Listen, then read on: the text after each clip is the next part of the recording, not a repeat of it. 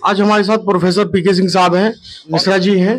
मिश्रा जी, पहले सिंह साहब से ही शुरुआत करता हूँ। सिंह साहब, आजम खान के विषय में मैं आपसे जानना चाहता हूँ कि आजम खान की कभी तूती बोलती थी और क्या बोलते हैं, चाहे सत्ता पक्ष हो या विपक्ष हो, आजम खान का एक रुतबा था भाई साहब। लेकिन आज जो है इनका रुतबा खत्म होता चला जा रहा है, तो मैं इसी बारे में जानकारी चाहता हूँ आपसे। देखिए, उत्तर प्रदेश सूबे में सबसे बड़ा अपना आधिपत्य कोई व्यक्ति मानता था या था भी उसका, तो आजम खां साहब हुआ करते हैं। आजम खां की भाषा बड़ी तहजीब की भाषा, मीठी भाषा थी और आज भी है। और वो कभी टेढ़े मेढ़े भी चलने लगते थे तो वहां धूमिल भी होते थे। लेकिन चाहे मुलायम सिंह जी, अखिलेश जी, किसी की ये कभी साहस नहीं हुआ कि उनकी बातों का विरोध कर दें। उन्होंने, जैसे हज हाउस में जो बात हुई थी, तो किसी के आधिपत्य नहीं, दरोगा को वो डांट करके खेत दे देते थे और वो अपने दूसरे नंबर की आदमी भी अपने को नहीं मानते थे।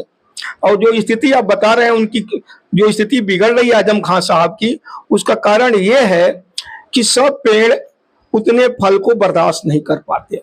छोटे छोटे पेड़ पर जब ज्यादा फल लग जाते हैं तो पेड़ ढह जाता है, गिर जाता है। इतनी अकूत संपत्ति इकट्ठा कर दिया आजम खान साहब ने, इतनी शक्ति वहां इकट्ठी हो गई, इतना फल लग गया, इतनी धन दौलत इकट्ठी हो गई कि वो धराशायी हो रहे हैं, जिनको उनका पता नहीं था। किसी को आज भी पता नहीं, कुछ लोग उनको ईमानदार भी कहते हैं कि उनके पास 1 करोड़ की भी संपत्ति होगी। लेकिन बड़े मजे की बात है, जौहर विश्वविद्यालय का आजीवन वीसी बनने का उन्होंने अपना प्रस्ताव रखा और सूबे के सूबेदार मंत्री, जो मुख्यमंत्री जी ने उसको स्वीकार कर लिया। इस देश में ऐसा भी होता है, एक गरीब आदमी अपने बाप की संपत्ति नहीं रख पाता, सरकार कहती है हमारी है, उसकी है, इसकी है। लेकिन पूरा जौहर विश्वविद्यालय का मालिक, जिसको अब धीरे धीरे एक एक उनकी दीवार गिर गई, उनकी सारी व्यवस्थाएं गिर गई है। जौहर विश्वविद्यालय भले है, उनका उर्दू गेट भी गिर गया। ऐसा वो सोचता था कि मैं ही इस देश का मालिक रहूंगा, ऐसे आजम खान साहब हैं।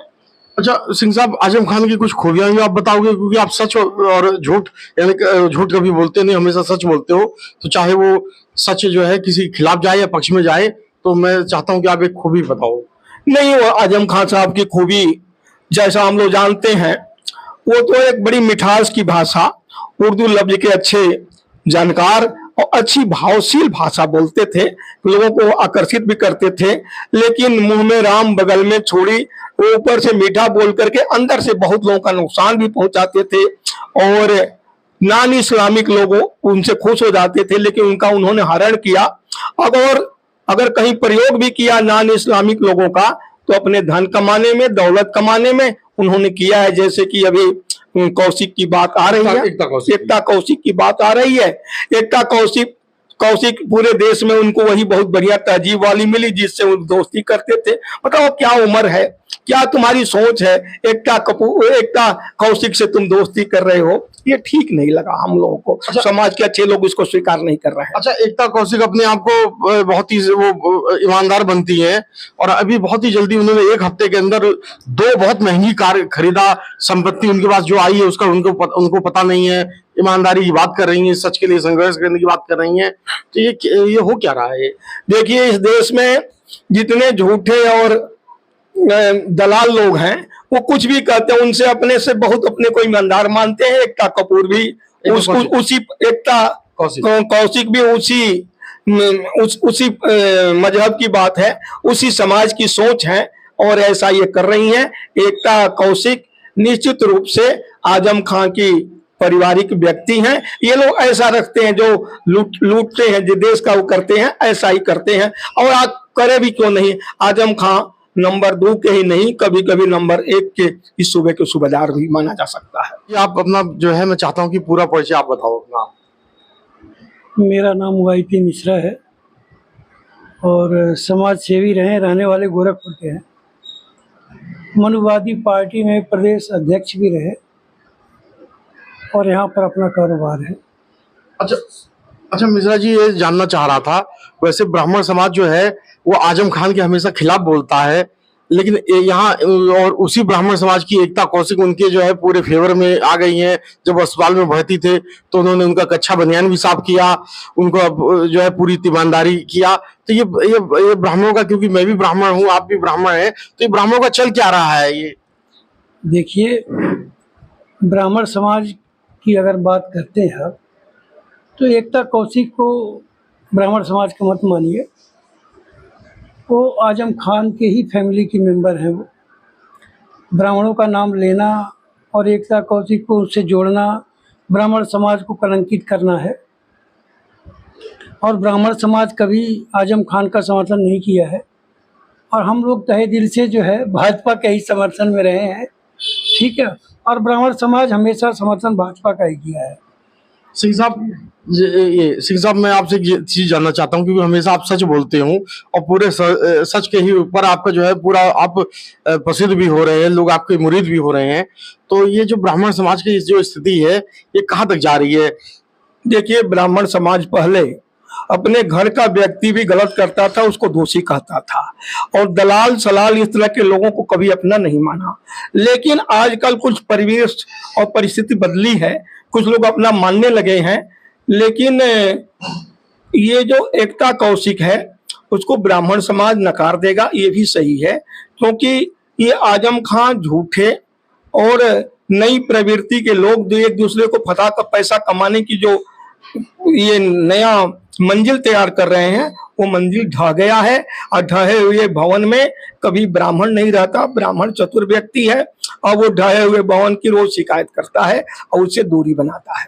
अच्छा, मैं चाहता हूँ कि आखिरी सवाल ये है कि आप आजम खान को कोई संदेश देना चाहते हो कि, तो मैं चाहता हूँ कि आप इस माध्यम से दो।